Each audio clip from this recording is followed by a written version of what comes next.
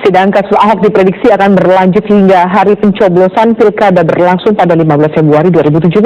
Tidak menutup kemungkinan pula persidangan masih akan berlangsung hingga hari pelantikan gubernur terpilih. Lalu bagaimana jadinya nasib pilkada DKI Jakarta? Berikut liputannya. Salah satu calon gubernur DKI Jakarta yaitu Basuki Cahayapurnama atau Ahok hingga kini masih berkutat masalah hukum atas dugaan penistaan agama yang dilakukannya di Kepulauan Seribu.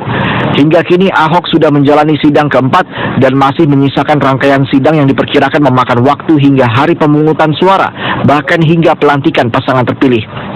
Berdasarkan Undang-Undang Nomor 10 Tahun 2016 tentang penetapan peraturan pemerintah pengganti Undang-Undang Nomor 1 Tahun 2004 tentang pemilihan kepala daerah, pencalonan seorang terdakwa tidak bisa digugurkan sampai memiliki status hukum tetap atau inkrah. Namun Basuki Cahayapurnama sebagai gubernur DKI Jakarta nonaktif yang diberhentikan sementara jika ada surat penetapan dari pengadilan yang menyatakan terdakwa didakwa dengan ancaman hukuman 5 tahun ke atas. Seorang terdakwa yang sedang mengikuti proses hukum di pengadilan agar dia berkonsentrasi dalam pembelaannya di pengadilan, maka dia diberhentikan sementara sampai keputusan hukum tetap. Nah, Pak Ahok sedang cuti, satu. Yang kedua, tuntutan pidananya masih ada 2 pasal yang belum diputuskan, mau ada yang di bawah 5 tahun, ada yang 5 tahun. Mana yang mau diambil nanti? Kami menunggu selesai cuti, menunggu keputusan kejaksaan dalam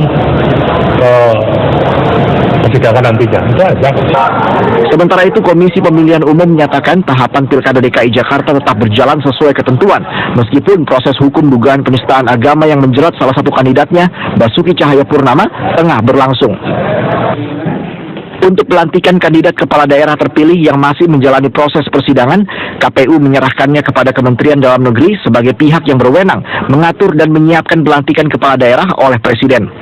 Kalau misalnya memang berkekuatan itu hukum tetap kan sampai di vonis itu sudah menjadi kepastian, dan kalau misalnya dia tidak menggugat lagi ya sudah selesai. Kalau misalnya memang terus masih sampai kasasi ya sampai kasasi.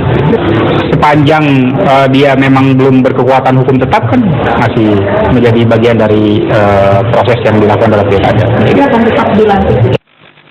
Sesuai dengan Undang-Undang Nomor 10 Tahun 2016 tentang Pilkada, pasangan calon peraih suara terbanyak yang disahkan melalui keputusan KPU berhak menduduki jabatan sebagai kepala daerah tidak terkecuali bagi yang sedang tersandung kasus hukum sampai ada keputusan hukum tetap. Laila Zahra, Nadia Atmaji, Metro TV.